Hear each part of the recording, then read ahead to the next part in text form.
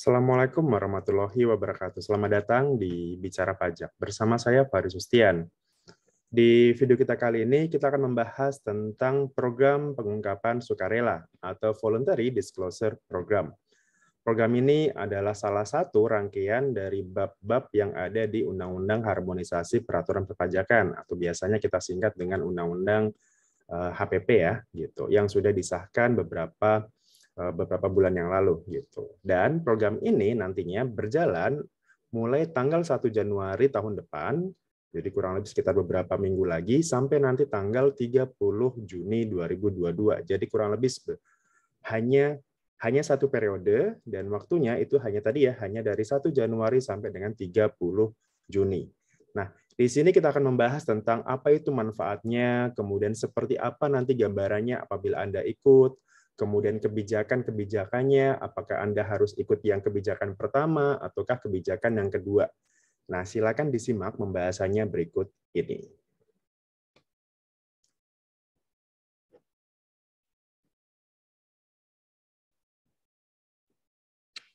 Oke, jadi di sini kita akan membahas tentang program pengungkapan sukarela ya tadi atau Voluntary Disclosure Program. Tapi sebelum saya menyampaikan ini, saya mau disclaimer dulu bahwa apa yang saya sampaikan ini adalah murni pendapat pribadi ya gitu. Jadi tidak mencerminkan atau mewakili instansi DJP seperti itu.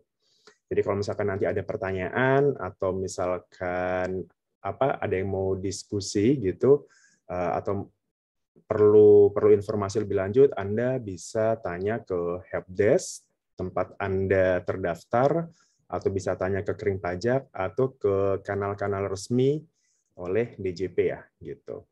Oke, di sini kita membahas tentang program PPS ini. Nah, secara sederhana program PPS ini apa sih? Jadi sama seperti kalau kemarin kita mungkin Bapak Ibu di sini atau teman-teman ya yang melihat ini, kalau yang sudah melihat film Spider-Man No Way Home, itu kan istilahnya ya kesempatan kedua gitu ya gitu. Ada beberapa yang itu tema utamanya adalah kesempatan kedua gitu, baik itu dari si Peter Parker-nya ataupun dari para villain-nya gitu. Nah, penembusannya seperti itu. Nah, PPS itu juga ibaratnya seperti itu. Jadi wajib pajak diberikan kesempatan kedua gitu. Kesempatan atas apa? Yang pada saat dulu tidak ikut tax amnesty ataupun ikut tax amnesty waktu itu diberikan kesempatan lagi untuk mengungkapkan harta atau utangnya yang belum dilaporkan pada saat TA waktu itu ataupun pada saat sudah SPT tahunan 2020 kemarin. Gitu. Jadi nanti ada dua kebijakan ya, baik itu yang ikut TA ataupun yang tidak ikut TA. Gitu. Nah, tujuannya apa? Tujuannya adalah untuk meningkatkan kepatuhan sukarela wajib pajak voluntary tadi ya, voluntary wajib pajak yang diselenggarakan berdasarkan asas sederhana, kemudian kepastian hukum dan juga manfaatnya gitu. Nah, program ini nanti berjalan dari tanggal 1 Januari sampai dengan 30 Juni 2022. Jadi mulai tahun depan selama 6 bulan saja. Tidak ada periode 1, 2, 3, nggak ada. Jadi hanya selama 6 bulan, satu periode saja. Nah, itu adalah secara sederhana ya dalam memahami program pengungkapan sukarela ini. Artinya itu adalah kesempatan kedua bagi Anda yang mungkin belum seluruhnya melaporkan aset Anda seperti itu. Baik itu yang sudah ikut TA maupun yang tidak ikut TA. Nah, kemudian di sini latar belakangnya apa? Nah, ada dua kondisi tadi ya, ada dua kondisi. Kondisi yang pertama adalah Anda yang sudah ikut tax amnesty waktu itu tahun 2016 dan sampai dengan 2017 di situ. Nah, ternyata masih terdapat peserta pengampunan pajak atau tax amnesty ya yang belum sepenuhnya mendeklarasikan seluruh aset pada saat itu. Kita tahu ya bahwa pada saat berakhirnya tahun 2017 waktu itu mungkin masih banyak nih aset-aset yang belum dilaporkan pada saat itu. Mungkin deposito Anda belum Anda masukkan, mungkin aset misalkan katakanlah rumah, apartemen, deposito, dan sebagainya, ternyata pada saat itu belum dilaporkan di situ. Nah, kemudian sebelum adanya undang-undang HPP, itu kan yang undang-undang yang berlaku itu kan secara umum ya, secara umum kalau misalkan ditemukan gitu, jadi peserta TA, orang pribadi maupun badan yang belum melaporkan seluruh hartanya pada saat ikut TA waktu itu ya, bila ditemukan data oleh DJP, maka akan dianggap penghasilan bersih dan dikenakan tarif PPh final 25% untuk badan. Jadi kita pakai tarif tertinggi ya, badan itu kan 25. Kemudian OP, tarif tertingginya itu adalah 30%, sementara 12,5 adalah WP tertentu, misalkan kayak UMKM dan sejenisnya. Ditambah dengan sanksi 200% dari harta bersih tadi, harta bersih tambahan. Jadi tadi ya, misalkan katakanlah kita sudah ikut TA, kemudian masih ada harta, misal kita masih punya deposito yang belum kita laporkan, misalkan depositonya 1 miliar. Ternyata uang 1 miliar ini ketahuan nih, ditemukan oleh DJP datanya. Kan sekarang data itu lebih gampang dicari ya.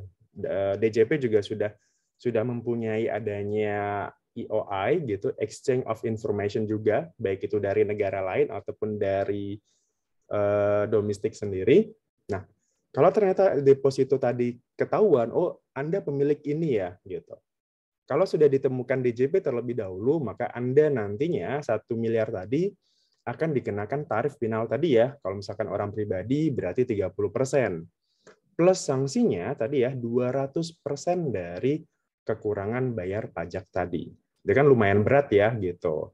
Itu kalau kondisi pertama, apabila Anda ikut TA, baik itu orang pribadi maupun badan. Nah, sekarang kondisi yang kedua, apabila Anda tidak ikut TA. Nah, di sini hanya untuk orang pribadi saja. Di situ kondisi yang kedua adalah masih terdapat wajib pajak orang pribadi yang ternyata belum mengungkapkan seluruh penghasilannya dalam SPT tahun 2016 sampai 20 kemarin.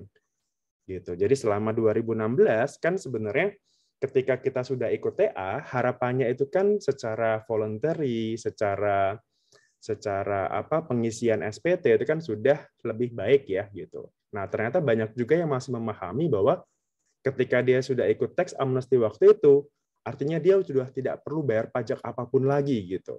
Padahal adanya tax amnesty itu adalah hanya untuk menghilangkan atau membebaskan kewajiban pajak Anda untuk 2015 ke bawah.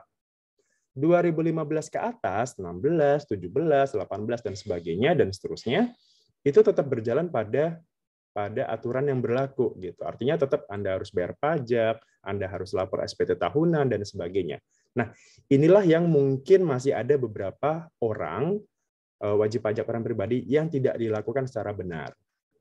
Nah, kalau seperti itu, maka atas wajib pajak orang pribadi yang belum melaporkan ini selama tahun 2016 sampai 20 ya, itu nantinya akan dikenakan PPh sesuai tarif yang berlaku plus sanksi administrasinya gitu. Jadi ya sama seperti kalau dia ikut TA ya, ketika tadi misalkan dia tidak anggaplah 16 sampai 20 dia tidak pernah lapor sama sekali misalkan, atau dia lapor tapi hartanya dinolkan, tidak melaporkan hartanya misalkan. Nah, ternyata ketahuan nih, misalkan kayak tadi contohnya, ketahuan dia punya deposito 1 miliar. Ya sudah, berarti 1 miliar tadi dikenakan sanksi plus sanksi administrasi tentu saja. Nah, itu ya latar belakang antara kondisi yang pertama dengan kondisi yang kedua. Nah, dua kondisi ini kenapa bisa terjadi, kenapa harus ada, atau kenapa Anda harus ikut. Yang pertama tadi ya, adanya pertukaran data informasi atau automatic exchange of information. Ini saat ini Indonesia, khususnya DJP, itu kan istilahnya data itu kan, ya misalkan Anda punya simpanan uang di luar negeri, itu bisa ditarik datanya. Gitu. Atau kalau misalkan di dalam negeri pun juga sama. Kalau dalam negeri misalkan data perpajakan dari ILAP ya, informasi laporan dan alat keterangan dan pemeriksaan gitu ya. Jadi intinya data-data itu masuk banyak lah gitu ke DJP ya, mulai dari data fidusia, data kendaraan, data rumah, data apa lagi? Banyak data perbankan, apapun itu masuknya ke DJP. Nah, sementara ada beberapa wajib pajak nih yang tadi ya, yang belum melaporkan seluruh asetnya gitu. Jadi sebenarnya DJP sudah punya datanya nih, gitu. Misalkan Tuan ini punya asetnya di mana saja, misalkan. Tuan B punya tabungan berapa saja, misalkan di bank ini, dan seterusnya. Gitu. Setelah dicek di SPT-nya, oh ternyata kok harta ini belum dilaporkan ya, kok ternyata aset ini belum dilaporkan ya di SPT tahunan. Nah, makanya pemerintah itu mengadakan ini, Voluntary Disclosure Program. Gitu. Jadi sebenarnya datanya yang masuk ke DJP sudah ada, sudah diolah, tinggal tunggu saja gitu ya, tinggal tunggu saja kira-kira kapan nanti akan diberikan surat cinta. Biasanya kan kemarin membahasnya surat cinta ya gitu. Nah, kurang lebih seperti itu latar belakang kenapa Anda harus atau disarankan untuk ikut program ini gitu. Khususnya bagi Anda ya yang merasa bahwa oh harta saya nih banyak tapi kok belum saya laporkan. Nah, kayak gitu. Itu adalah berarti Anda ya istilahnya bukan wajib ya, tapi ya lebih bagus kalau misalkan Anda ikut program ini gitu. Di samping tadi ya nanti ada manfaat-manfaat yang lainnya gitu. Nah, berikutnya dampak apa sih yang sudah ada ketika dulu pemerintah membuat kebijakan tax amnesty waktu itu ya tahun 2016 sampai 17.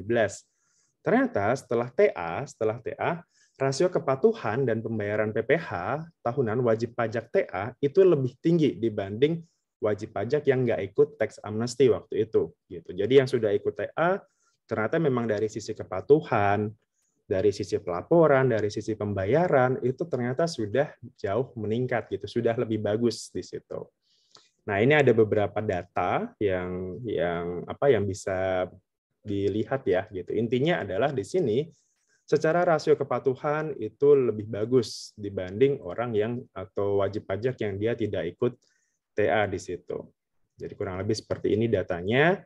Jadi mulai dari ini ya, terjadi peningkatan gitu. TA itu kan di tahun 2016. Nah, sebelum 2016 ini kan kepatuhannya masih rendah ya. Nah, setelah 2016 dia naik menjadi 130%, kemudian naik lagi jadi 35%, naik lagi jadi 12%. Jadi intinya kenaikan pelaporannya di sini atau dari sini pembayaran ya, ini jauh lebih bagus. Nah, sementara kalau yang dia tidak ikut TA, dia istilahnya hanya melandai saja gitu. Naik sih, tapi nggak terlalu banyak gitu kenaikannya. Dia hanya landai saja seperti ini. Gitu. Jadi ya tadi ya intinya ya yang ikut TA otomatis ya sudah tinggal ungkap sisanya aja misalkan gitu. Jadi yang kemarin-kemarin yang sudah ikut TA ya udah berarti tinggal sisanya aja.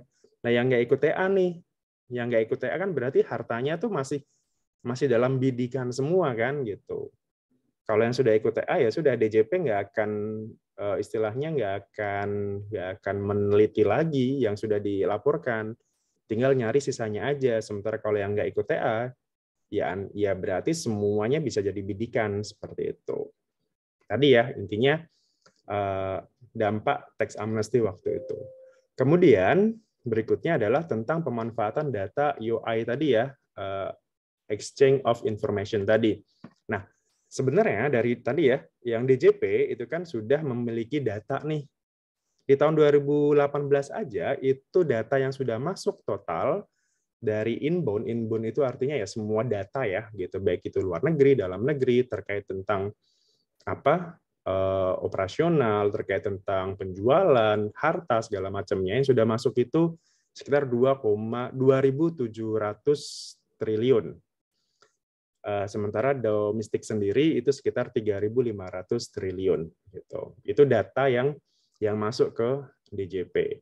Kemudian dari data itu semua ada sekitar 600 triliun yang itu dalam bentuk dividen di sini ya.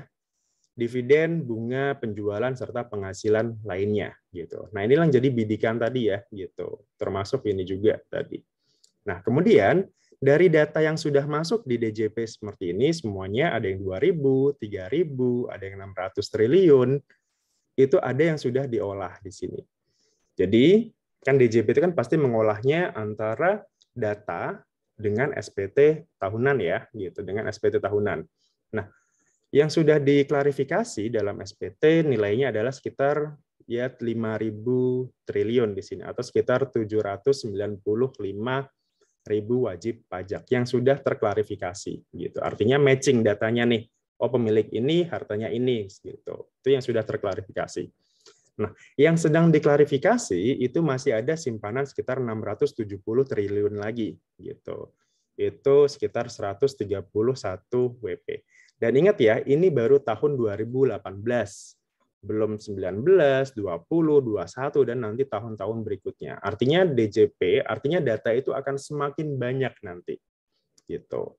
Kemudian yang kedua yang terkait dengan tadi ya, yang inbound tadi, khusus untuk harta ini, itu juga sama, kurang lebih data yang sudah terklarifikasi ada sekitar 7 triliun gitu atas bunga, dividen, penjualan, dan penghasilan lain ini. Gitu. Ada sekitar 7 triliun atau sekitar 6.000 wajib pajak yang sudah terklarifikasi.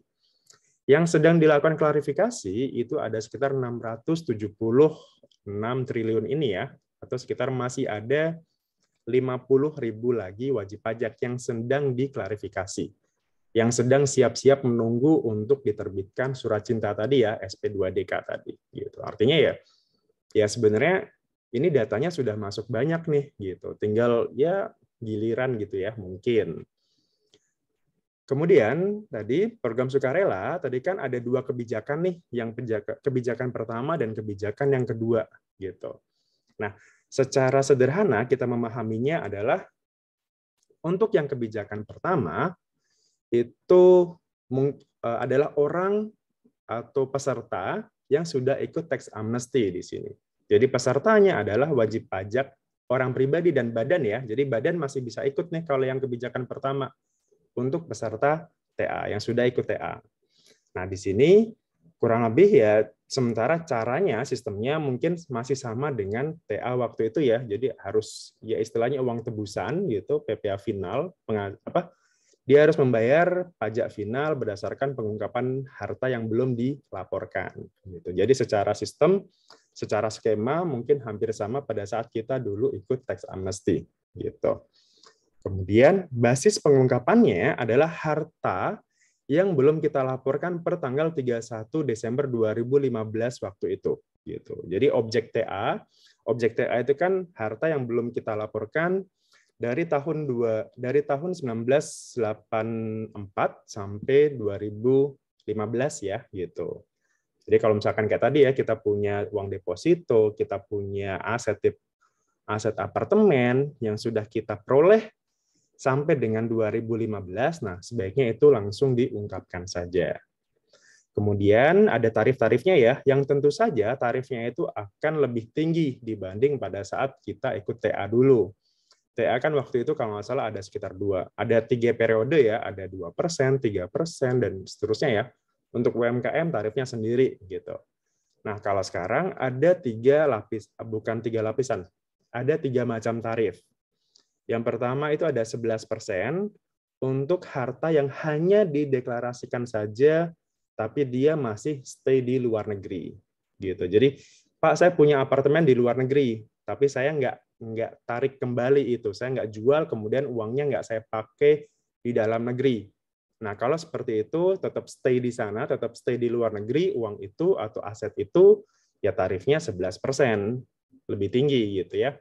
Kemudian kalau ternyata misalkan harta itu direpatriasi, jadi misalkan saya punya aset, saya repatriasi. Jadi misalkan tadi ya, saya punya tabungan di bank Swiss gitu ya.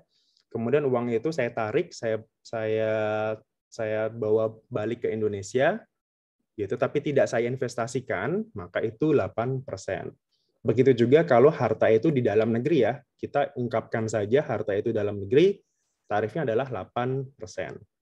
Tapi kalau misalkan harta itu di samping kita ungkapkan, tapi juga kita investasikan dalam bentuk nanti ya, bentuknya itu ada SBN dan juga renewable energy ya. Nanti akan untuk instrumen investasinya apa saja, kemudian bentuknya apa saja, nanti akan ada aturan teknisnya seperti itu. Nah, kalau seperti itu kejadiannya, tarifnya jadi turun lagi menjadi 6%. Jadi yang 11% itu kalau hanya deklarasi saja, asetnya di luar negeri, tetap itu 11. Kalau ternyata aset itu bawa balik ke Indonesia atau direpatriasi, turun jadi 8. Kalau misalkan harta itu setelah direpatriasi diinvestasikan lagi dengan instrumen yang ditunjuk ya, SBN dan sebagainya tadi, turun lagi menjadi 6%. Gitu. Jadi lumayan nih. Ya walaupun tetap lebih tinggi dibanding waktu itu TA ya. Gitu. Itu adalah kebijakan yang pertama. Kebijakan yang kedua adalah khusus untuk orang pribadi yang bisa ikut TA ataupun tidak ikut TA. Tapi menyasarnya adalah harta yang diperoleh di sini, harta yang diperoleh untuk tahun 2016 sampai 2020 kemarin, yang belum dilaporkan dalam SPT tahunan 2020. Jadi kebijakan yang kedua adalah pembayaran PPh final ya. Jadi ya istilahnya mungkin ya kalau dulu uang tebusan gitu, pembayaran PPh final berdasarkan pengungkapan harta yang belum dilaporkan dalam SPT tahunan.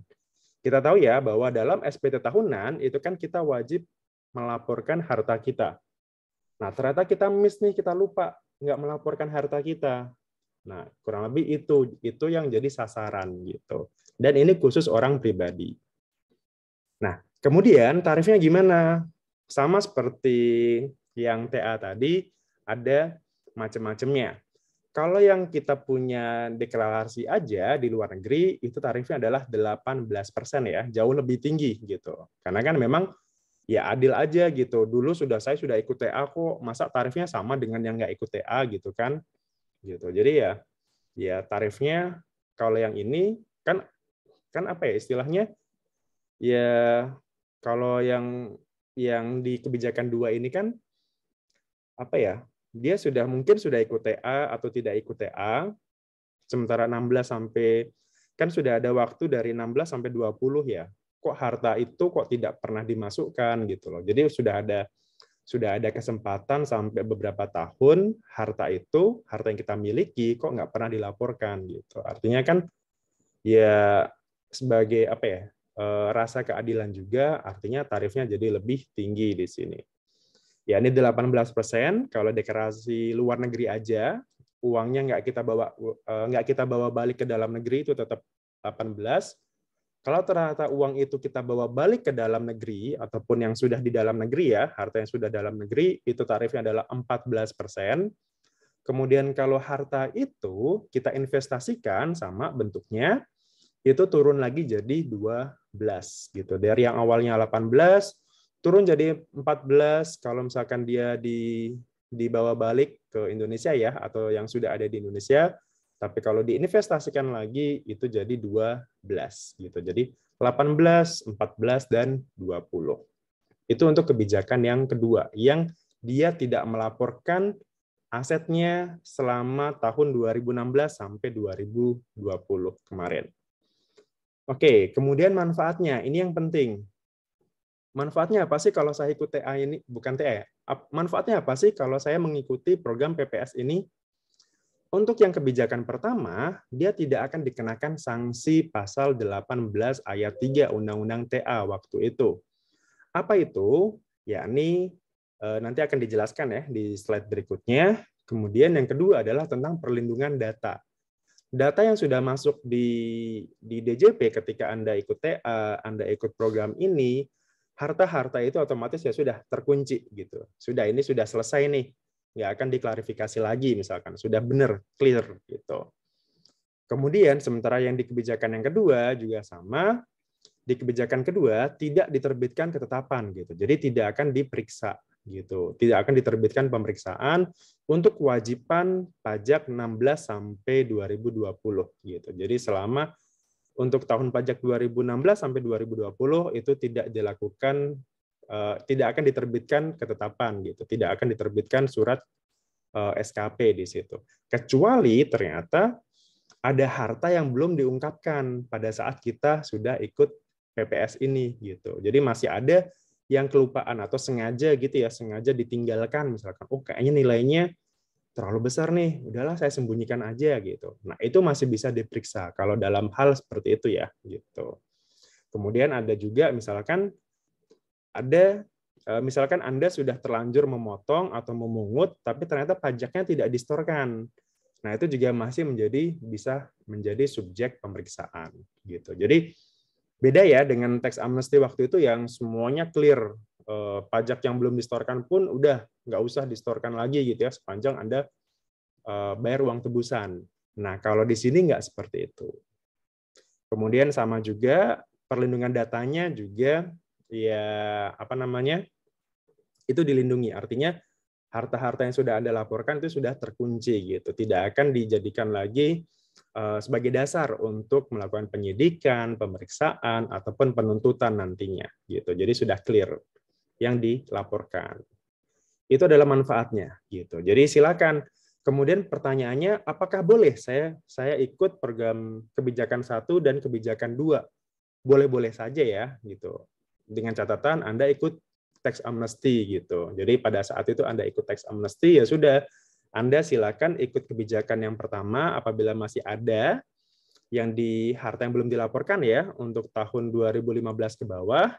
Kemudian Anda juga masih bisa ikut yang kebijakan kedua untuk harta yang diperoleh dari tahun 2016 sampai 2020 gitu. Jadi bisa ikut dua-duanya.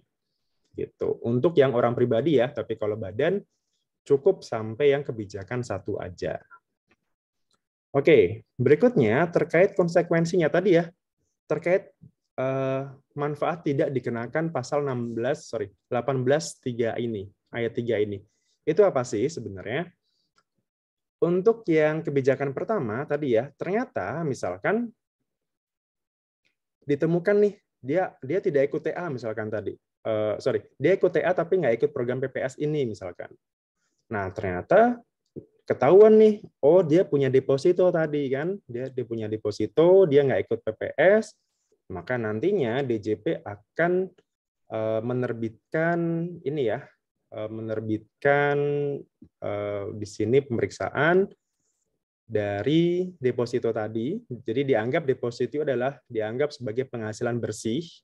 Jadi di sini harta bersih yang nanti akan dikenakan tarif 30% di sini untuk orang pribadi plus sanksinya adalah 200%. Jadi misal ya deposito kena pajaknya misalkan ya katakanlah 300 juta misalkan. Sanksinya sendiri berapa? Berarti sanksinya ada 600 juta. Jadi total yang harus dibayarkan itu 900 juta. Dari harta bersih sebesar 1 miliar tadi. Berarti kan ada sekitar hampir berapa? Hampir sekitar ya 90%-nya untuk sanksi untuk pajaknya saja gitu. Itu kan jumlah yang sangat besar ya. Kalau Anda ternyata tadi ya kelupaan kemudian Anda tidak ikut program PPS ini gitu. Dari harta yang belum dilaporkan pada saat kita ikut TA waktu itu. Itu adalah pasal 18 ayat 3 Undang-Undang Tax Amnesty ya waktu itu. Kemudian untuk yang kebijakan yang kedua tadi ya, kalau misalkan Anda sudah lapor SPT tahunan tapi ternyata hartanya kosong nih, Anda nggak laporkan harta itu gitu. Maka atas harta yang ditemukan oleh DJP yang belum dilaporkan di SPT ya, maka itu nantinya akan dikenakan tarif sebesar 30% di sini. Dikenakan PPh final dari harta bersih sebesar 30% plus sanksi sesuai dengan SKPKB pasal 13 ayat 2 ya gitu. Per bulan gitu, maksimal 24 bulan. Gitu. Jadi ya tetap subjeknya atau objeknya adalah harta yang belum diungkapkan. Tadi ya, karena tadi DJP sudah punya datanya banyak nih, ada sekitar berapa triliun tadi kan gitu. Nah, mungkin bisa jadi salah satunya Anda gitu. Makanya ya sudah dikasih waktu 6 bulan, cepat-cepat saja nanti kira-kira daripada nanti ketahuan gitu kan, seperti itu. Jadi ini konsekuensinya kalau misalkan Anda nggak ikut tadi ya, bisa jadi ada kena harta baru tadi yang ditemukan tadi plus tarifnya adalah 30%, baru tarif ya, plus sanksinya sesuai dengan KUP. Gitu. KUP-nya sesuai dengan pasal 13 ayat 2 KUP ya, yang kalau diterbitkan SKP KB. Oke, itu ya kalau misalkan konsekuensi kalau tidak ikut. Berikutnya ilustrasinya seperti ini, ilustrasi sederhananya. Untuk yang kebijakan yang pertama, Tuan A telah mengikuti program pengampunan pajak waktu itu, tax amnesty. Tapi pada saat TA masih ada nih terdapat rumah di dalam negeri yang tidak diungkapkan per 31 Desember 2015 senilai 2 miliar. Nah, untuk menghindari pengenaan sanksi tadi, Tuan A mengikuti pengungkapan sukarela gitu. Jadi dari rumah tadi, rumah aset miliar ini kan belum dilaporkan ya waktu TA. Ya sudahlah, daripada saya nanti kena sanksi 200% tadi, ya sudah 2 miliar ini saya ikutkan saja. Kemudian kalau misalkan deklarasi aja kenanya tarifnya adalah 8%. 8% dari 2 miliar gitu. Asumsi ini bersih ya, 2 miliar berarti 160 juta gitu. Itu kalau hanya dideklarasikan aja. Tapi kalau plus diinvestasikan di sini, jika tanpa investasi adalah 8, tapi kalau misalkan tadi diinvestasikan juga, maka tarifnya turun menjadi 6 ya, 6%. Gitu. Ini kalau di dalam negeri ya. Kalau luar negeri tadi kan sekitar 11% ya, gitu. Itu kalau yang kebijakan yang pertama. Kebijakan yang kedua adalah ini, Tuan B memiliki 2 rumah dan sebuah rekening di Indonesia. Diperoleh selama tahun 2016 nih. Jadi tahun 2016 dia beli 2 aset plus 1 rekening tadi. Sampai dengan tahun 2020 gitu. Dari 2016 sampai 20 ya, dia ada penambahan aset segitu. Ternyata 2 asetnya ini sudah dilaporkan di SPT tahun senilai 3 miliar, udah clear nih. Yang rumahnya sudah clear karena sudah dilaporkan di SPT 2020. Nah, ternyata yang rekening tadi, yang tabungan tadi, yang 1 miliar, ternyata belum nih, kelupaan, belum dilaporkan di SPT tahun 2020. Nah, ya udahlah saya ikut aja program PPS ini gitu. 1 miliar ini, 1 miliar yang belum tadi, diikutkan. Kalau seperti itu, tarifnya adalah sebesar 12% ya, kalau dia diinvestasikan. Kalau nggak diinvestasikan, tadi berapa? Sekitar 14%. Gitu. Jadi kalau plus investasi, turun menjadi 12. Dari mana?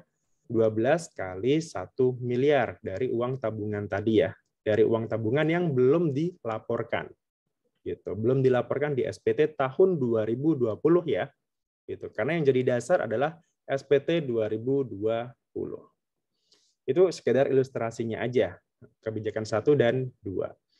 Kemudian seperti apa sih alurnya atau mekanisme PPS ini? Gitu. Yang pertama, pastinya Anda nanti harus memberitahukan surat pemberitahuan pengungkapan harta atau SPPH ya. Ini mungkin nanti sistemnya hampir sama dengan waktu itu TA, cuman kan kalau dulu TA itu sifatnya manual ya, Anda harus datang langsung ke kantor pajak. Cuman nanti untuk yang ini, yang PPS ini, nantinya akan dilakukan secara online gitu. Jadi lewat DJP online nanti. Jadi sama seperti pada saat mungkin Anda mengajukan SKF, Anda mengajukan insentif atau melaporkan e-filing Anda itu di satu kanal itu, di DJP online nanti. Kemudian apa saja yang harus dibawa? Apa saja berkas-berkasnya? Ya pertama Anda harus bayar tadi ya, tarif tadi ini. Tarif ada yang tadi berapa? Ada yang 11, 8, 6 dan iya tadi ya. 11, 8 dan 6% tadi. Kemudian ada juga daftar rincian harta bersih gitu. Harta bersihnya berapa plus daftar utangnya ya gitu. Harta dan utang.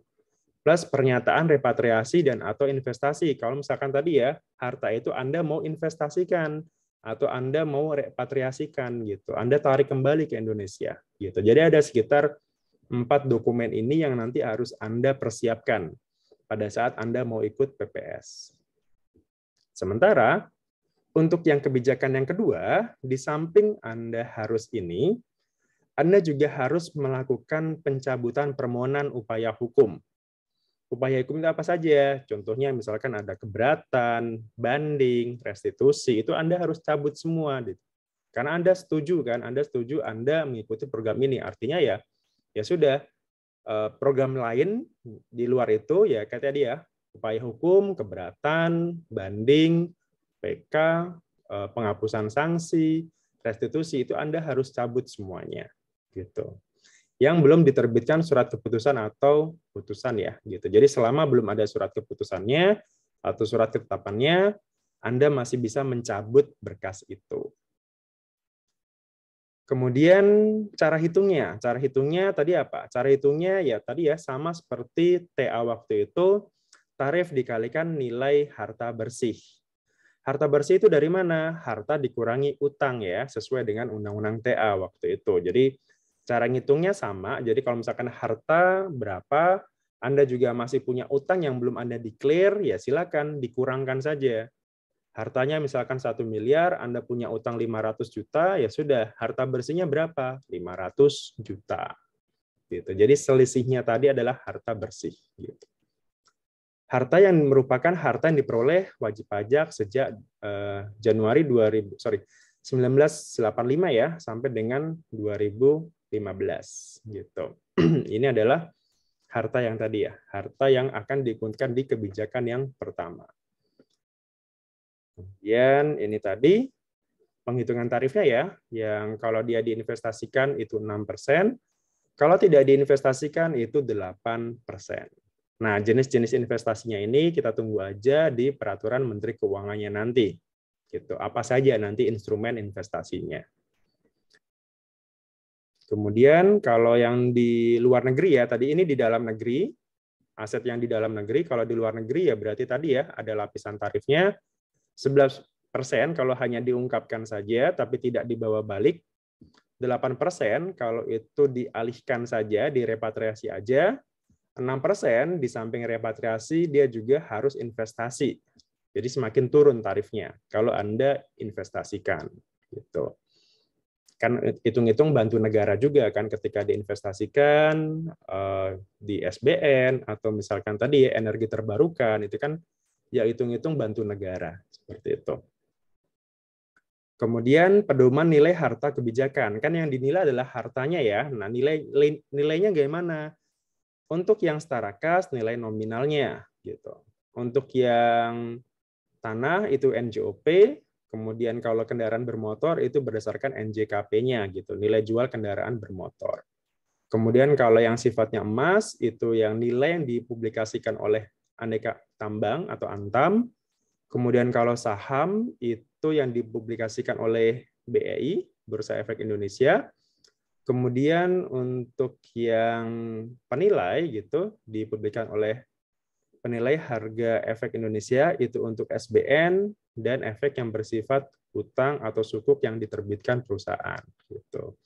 Kemudian kalau misalkan tidak ada nilai pedomannya, maka dia menggunakan hasil penilaian kantor jasa nilai publik. Gitu. Jadi ini adalah pedoman untuk menentukan berapa nilai tadi ya, berapa nilainya yang bisa diakui di surat pengungkapan harta tadi.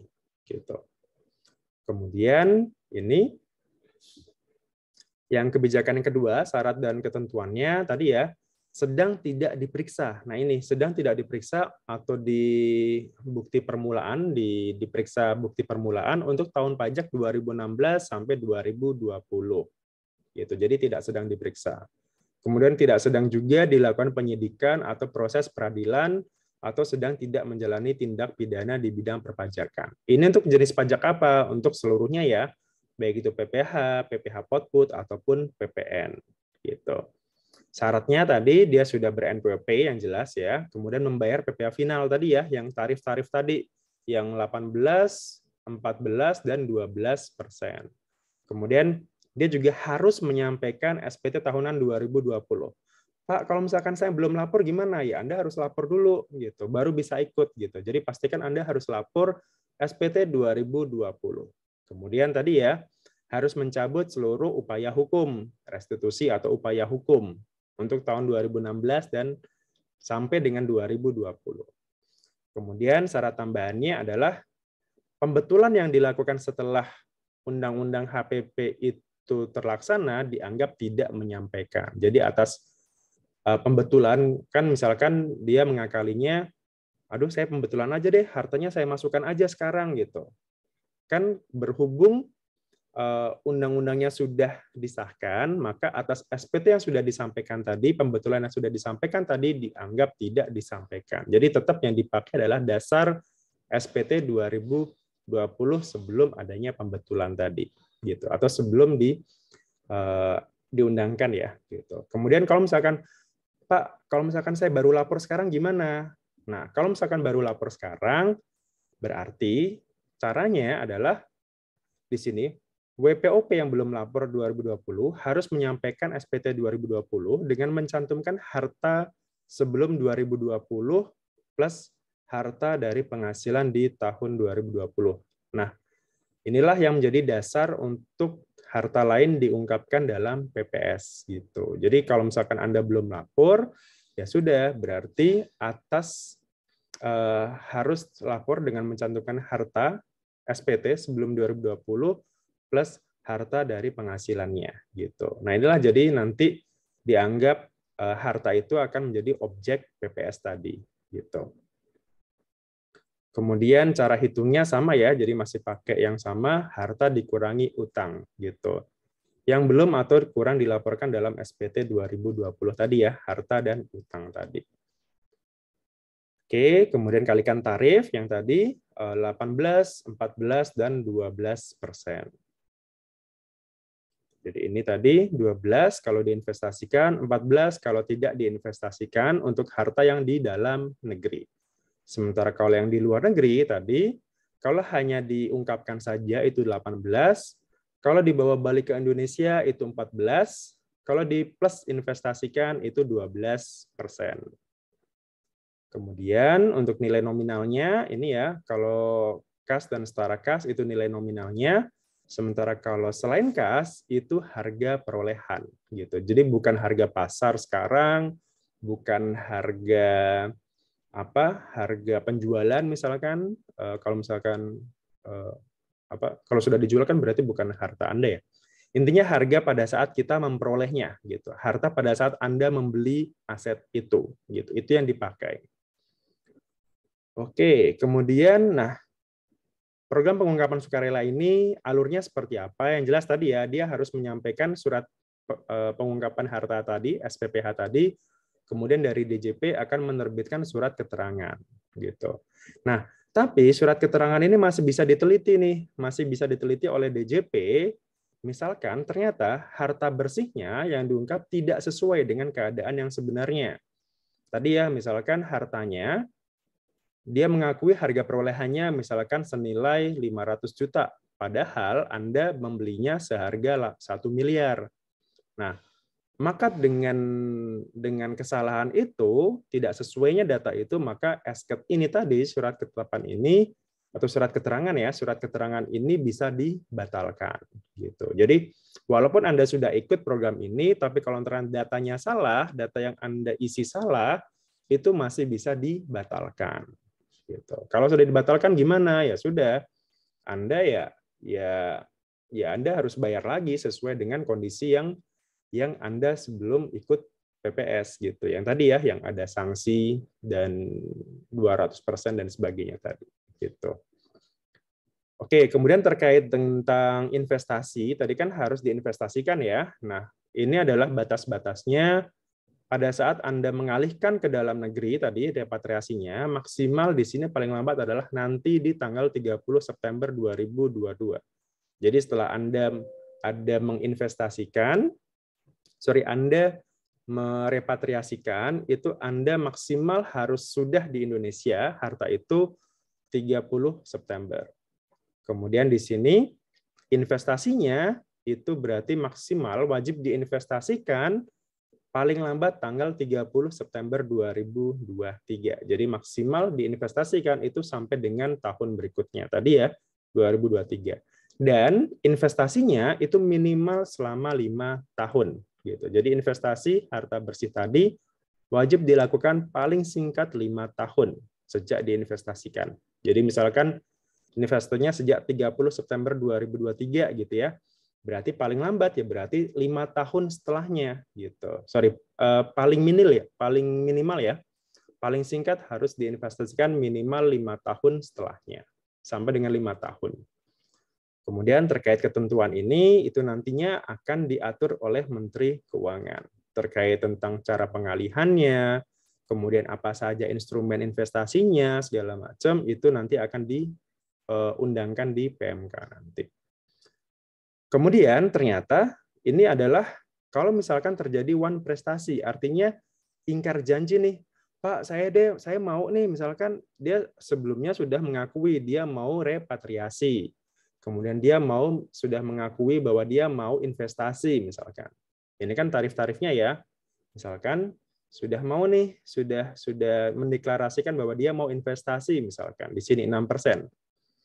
Ternyata setelah ditunggu sampai dengan jangka waktunya tadi, yang ini 30 September dan 30 September tahun berikutnya ini, ternyata nggak investasi gitu, karena nggak dikembalikan juga ke Indonesia. Maka nantinya atas kegagalan tadi, itu ditambahkan dengan PPh final, jadi tetap harus bayar pajak lagi ya, sebesar 4,5% kalau secara dihitung oleh, maksudnya ditemukan data oleh Fiskus, atau mengungkapkan sendiri. Kalau diungkapkan sendiri atau self-declaring, itu berarti 3%. Jadi, Pak, mohon maaf nih, harta kemarin nggak bisa saya bawa balik ke Indonesia, misalkan, karena izinnya nggak bisa gitu, nggak bisa diuangkan, atau asetnya nggak bisa dijual, misalkan. Udah deh, saya bayar tambahan 3%, misalkan kayak tadi. Atau misalkan gagal investasi, Pak, yang kemarin saya nggak jadi investasikan deh, gitu. Saya mau ada keperluan lain, misalkan. Jadi nggak bisa diinvestasikan. Nah, kalau ternyata seperti itu, maka dia kena di sini adalah 3% ya. Gitu. Jadi kalau gagal repatriasi tadi 6% dan 4% di sini untuk yang self declare, tapi kalau yang ditemukan oleh DJP atau secara sistem nggak memenuhi tadi ya, misalkan kayak harusnya 5 tahun, ternyata baru 4 tahun sudah dicabut atau sudah diambil investasinya. Nah, itu seperti itu, maka ya harus nambah biaya istilahnya, harus ada penaltinya seperti itu. Nah, penaltinya segini angkanya. Jadi kalau ada yang officio ini artinya dari DJP yang menghitung, tapi kalau mendeklar itu dia mengungkapkan sendiri ini tarifnya segini. Ini juga sama ya, yang kebijakan kedua, kalau misalkan ternyata uang investasinya atau uang yang diungkapkan tadi tidak jadi diinvestasikan atau tidak jadi direpatriasikan gitu, nggak jadi dibawa balik ke Indonesia misalkan. Nah, di sini tarifnya lebih tinggi ya dibanding yang pertama tadi. Di sini ada yang gagal repatriasi itu 5%, kalau yang gagal diinvestasikan itu ada yang 3% dan 7% di sini. Jadi kalau hanya deklarasi aja di sini ini ya gagal direpatriasikan, jadi tetap dideklarasikan aja di luar negeri, kenanya yang 5% gitu. Jadi ya intinya tetap walaupun kita sudah menggunakan tarif yang paling rendah misalkan 6%, tapi ternyata gagal diinvestasikan, ya berarti tadi ya ada penaltinya juga gitu. Adanya one prestasi tadi. Kemudian, nah ini adalah prototipe aplikasinya. Tadi ya, untuk pengajuannya nanti melalui online, kemungkinan melalui situs di DJP online nanti ya. Nanti akan diinjek di sana kemungkinan. Atau mungkin situs tersendiri ya. Gitu. Kita nantikan aja per nanti di Januari kira-kira seperti apa. Nanti insya Allah akan saya buatkan juga tutorial untuk permohonannya ya gitu. Semoga aja sudah tersedia nanti. Oke, barangkali itu yang bisa saya sampaikan. Semoga materi ini bermanfaat bagi Anda. Kalau misalkan nanti ada pertanyaan, mungkin ada beberapa hal yang mungkin belum bisa saya jawab sekarang, tapi ya semoga paling tidak informasi awal ini berguna bagi Anda untuk memilah kira-kira Anda mau ikut atau tidak program ini. Anda kira-kira tertarik tidak program ini gitu. Jadi memang Ya, selama Anda sudah rapi pelaporannya, Anda sudah deklarasikan semua hartanya, ya sudah, Anda nggak perlu ikut, nggak apa-apa gitu. Tapi bagi Anda yang kira-kira di sini misalkan kok sepertinya harta saya yang belum saya laporkan masih banyak ya, kok sepertinya eh, takut ketahuan gitu ya. Nah, sebaiknya Anda ikut PPS ini saja gitu. Anda bisa tidur nyenyak dengan ya tadi ya, istilahnya kalau dulu uang tebusan yang Anda bayarkan tadi. Semoga informasi ini berguna bagi Anda. Mohon maaf kalau ada kekurangan. Sekali lagi, apa yang saya sampaikan ini adalah murni pendapat pribadi. Jadi kalau ada kesalahan atau misalkan misplace atau ternyata berbeda nih maksudnya dari ketentuan yang sesungguhnya, misalkan saya mohon maaf, nanti insya Allah akan kita perbaiki gitu. Kalau misalkan saya ada kesalahan ya gitu. Jadi ini tidak bisa dijadikan seluruhnya menjadi dasar bahwa oh menurut channel ini seperti ini loh gitu. Jadi paling tidak ini adalah informasi pertama bagi Anda apabila Anda mau ikut atau tidak program pengungkapan sukarela ini. Dari saya, terima kasih atas waktunya dan selamat menyaksikan, selamat mengikuti program ini. Semoga kita selalu dalam keadaan sehat, ekonomi kita semakin membaik, dan tentu saja negara kita akan semakin sehat. Terima kasih atas waktunya, dan Assalamualaikum warahmatullahi wabarakatuh. Salam.